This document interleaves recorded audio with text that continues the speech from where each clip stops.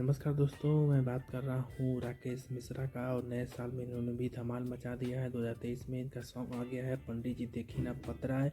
आज ही सॉन्ग आया है, 11 बजे रिलीज हो गया है इनके ऑफिशियल यूट्यूब चैनल पर, राकेश मिश्रा ऑफिशियल पर। और इसमें काम की हैं काजल राज ने और राकेश मिश्रा ने तो गाना गाया है। और इसमें जो लेडीज सिंगर फीमेल सिंगर है वो है अंतरा सिंह, जिसको प्रियंका सिंह भी बोलते हैं। और काफ़ी सुपर हिट सॉन्ग लग रहा है। जो लोग भी सॉन्ग को नहीं देखे हैं, डिस्क्रिप्शन में लिंक है, जाकर इस सॉन्ग को देखिए और इन्जॉय कीजिए। मैं तो इस गाने से काफ़ी ज़्यादा खुश हूँ और मज़ा आ रहा है, धमाल आ रहा है।